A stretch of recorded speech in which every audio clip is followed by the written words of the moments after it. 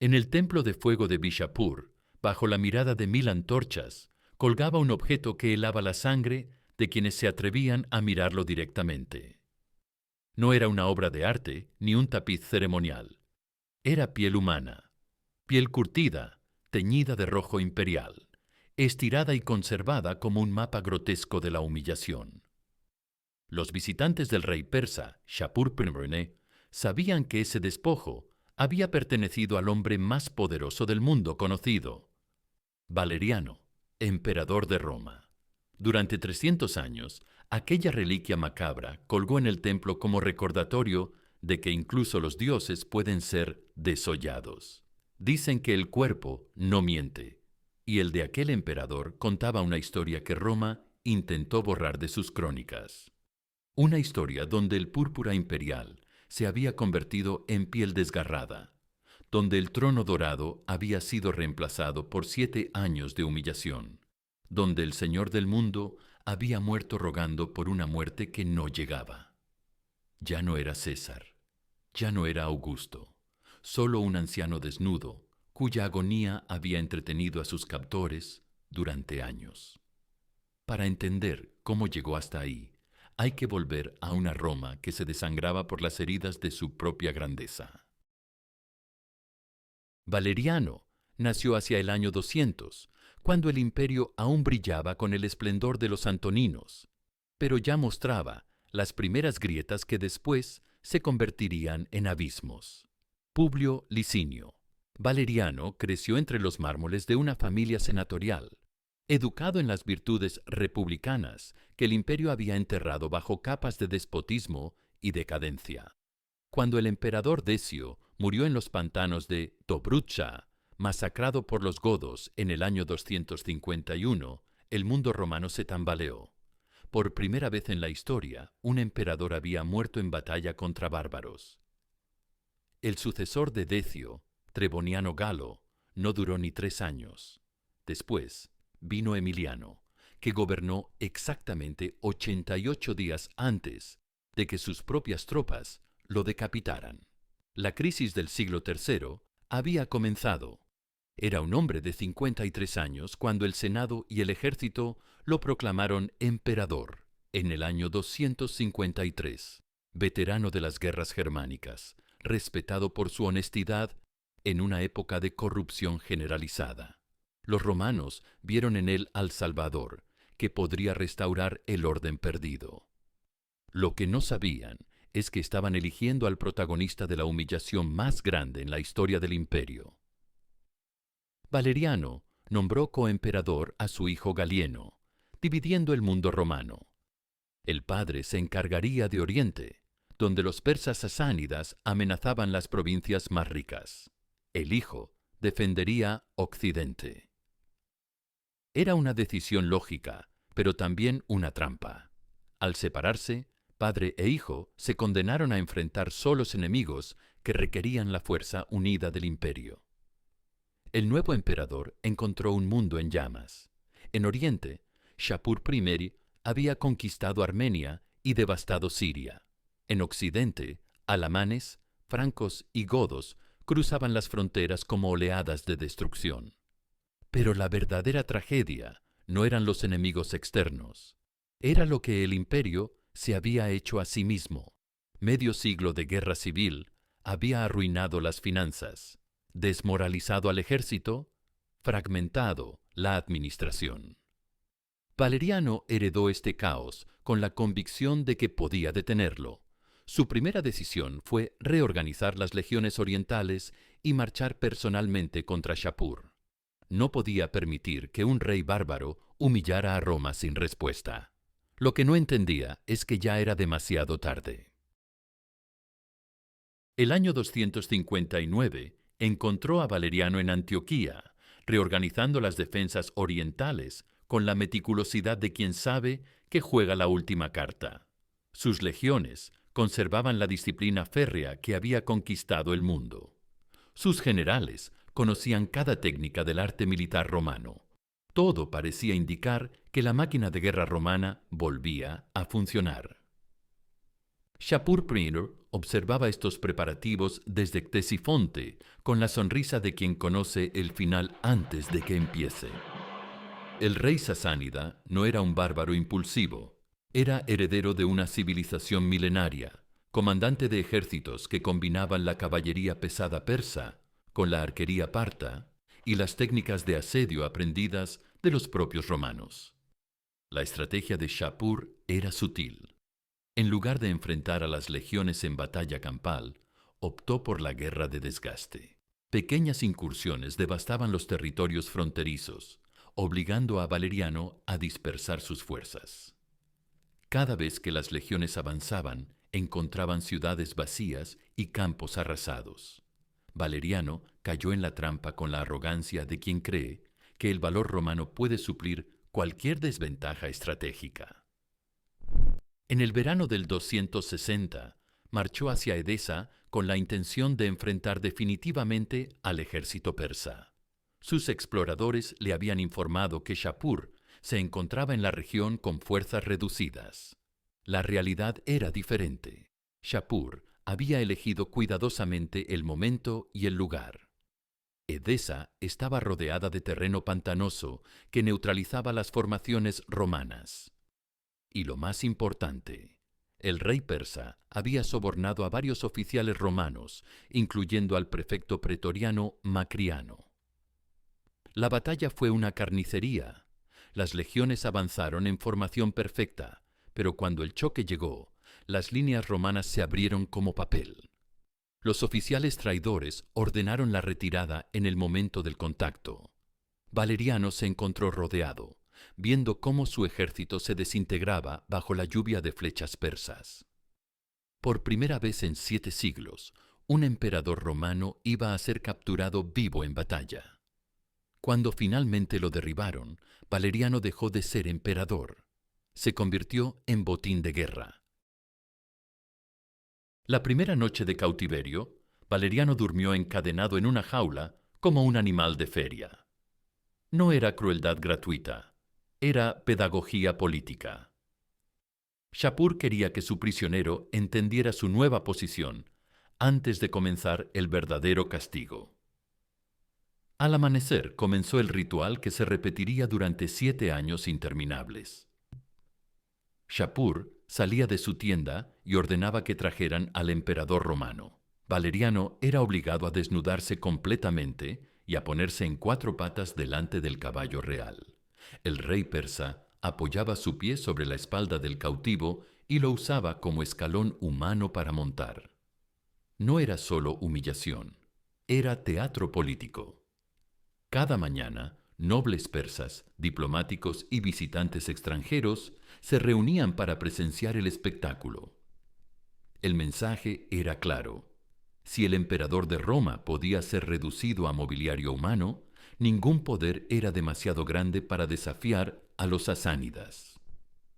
Los testigos describieron la transformación física del prisionero como algo más terrible que la muerte lenta. El cabello imperial se volvió gris y quebradizo. La piel se curtió bajo el sol persa hasta adquirir la textura del cuero viejo. Las manos desarrollaron callosidades de bestia de carga. Pero lo más devastador era la degradación mental. Los primeros meses, Valeriano conservaba restos de su dignidad imperial. Poco a poco, el emperador aprendió a anticipar las necesidades de su captor. Comenzó a gatear hacia el caballo antes de que se lo ordenaran. Empezó a lamer las botas reales cuando creía que eso podía evitarle los latigazos diarios. La degradación no era accidental. Shapur había estudiado la psicología de la humillación. Alternaba las crueldades con pequeñas misericordias. Un día de descanso, una comida caliente, una manta en invierno. Estas treguas no eran piedad, sino instrumentos para quebrar la resistencia psicológica.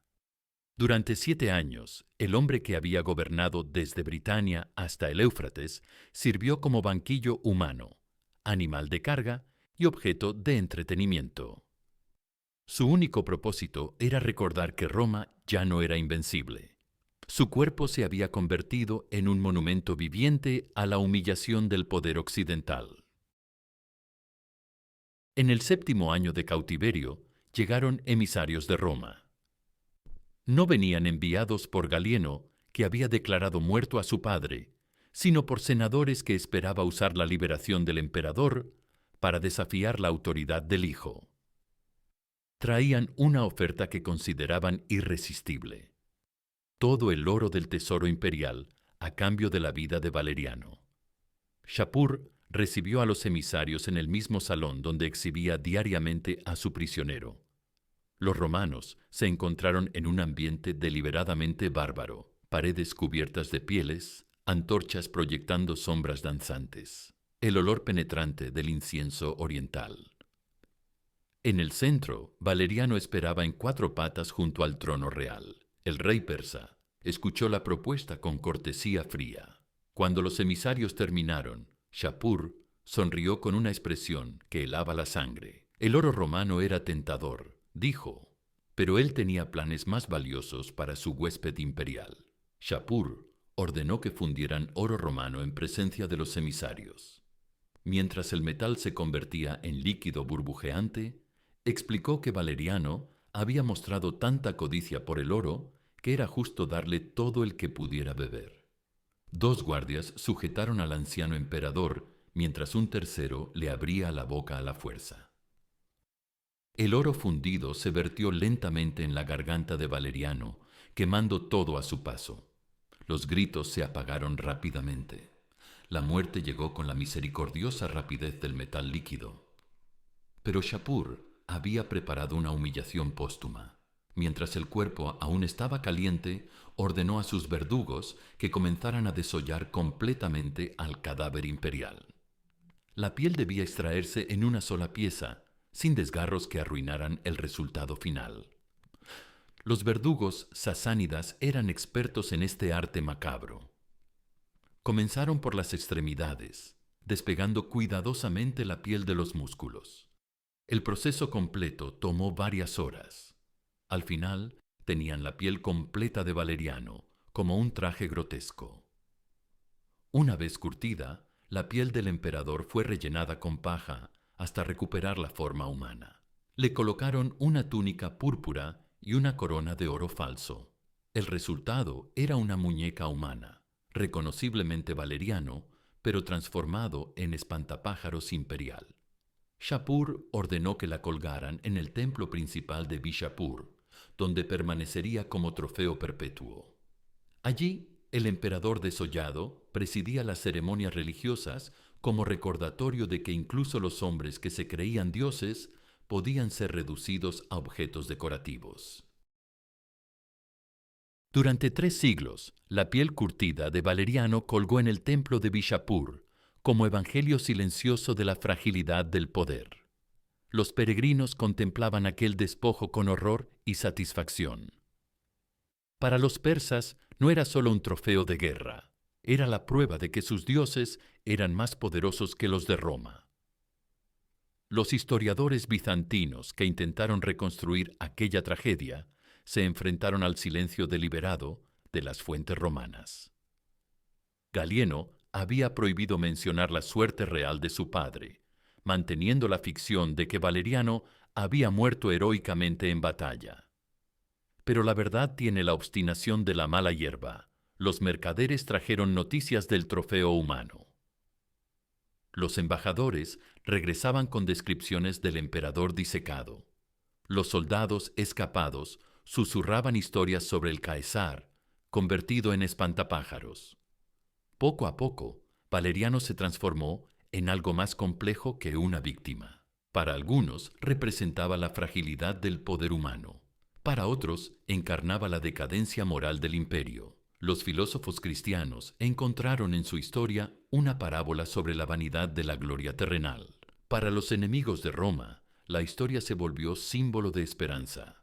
Si el imperio más poderoso podía ser humillado tan absolutamente, entonces ninguna tiranía era permanente. Pero la lección más perturbadora no era política, sino existencial. Valeriano había nacido en la cúspide social, preparado para el poder absoluto. Y sin embargo, un solo día había bastado para transformarlo en objeto de entretenimiento. La distancia entre el emperador y el esclavo había resultado ser mucho menor de lo imaginado. Una sola batalla perdida, y el amo del mundo se había convertido en banquillo humano. Esta revelación fue más devastadora que la propia derrota militar. Siglos después de que las últimas fibras de la piel imperial se desintegraran, la historia de Valeriano siguió resonando como advertencia que ningún gobernante se atrevía a ignorar del todo. No fue solo una lección sobre los riesgos militares. Fue una revelación sobre la naturaleza ilusoria del poder humano. Valeriano había perdido la dignidad, la humanidad, la memoria misma. Su destino demostró que existe una derrota tan total que trasciende la muerte. Los emperadores posteriores aprendieron a morir antes que rendirse. Cuando Juliano el Apóstata cayó herido en su campaña persa, prefirió desangrarse antes que arriesgarse a repetir la suerte de Valeriano. La piel curtida se había convertido en el fantasma que aterrorizaba a todos sus sucesores. Pero la lección más perturbadora no era militar, era existencial. En un mundo donde creemos que las instituciones nos protegen, donde confiamos en que los sistemas garantizan estabilidad, la historia de Valeriano recuerda que la distancia entre el trono y el matadero puede recorrerse en una jornada. Su cuerpo no le pertenecía. Como todos los poderosos, había creído poseer su destino cuando en realidad era poseído por fuerzas que no controlaba. El imperio que creía dirigir lo dirigía hacia una cita con la humillación escrita antes de que naciera. Ya no era emperador, ya no era romano, ya no era humano. Solo quedaba una lección colgando de las vigas de un templo extranjero, que la historia no perdona a quienes confunden el poder temporal con la grandeza eterna. Esta es la historia de Publio Licinio Valeriano. No fue un monstruo ni un héroe. Fue un hombre que aprendió demasiado tarde que incluso los dioses pueden ser desollados cuando olvidan que son mortales.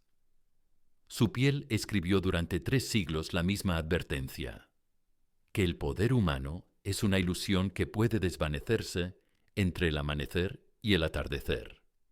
Así mueren los imperios, no con la gloria de batallas épicas, sino con la degradación silenciosa de quienes se creyeron eternos. Y en los templos de fuego, bajo la mirada de dioses que no distinguen entre césares y esclavos, aún cuelgan los ecos de aquella lección terrible. Si esta historia te estremeció, comparte este video para que la voz de la historia siga resonando. Suscríbete para descubrir más relatos donde el poder, la tragedia y la condición humana se entrelazan en advertencias que el tiempo no logra borrar. Porque cuando olvidamos estas lecciones, la historia siempre encuentra maneras más crueles de recordárnoslas.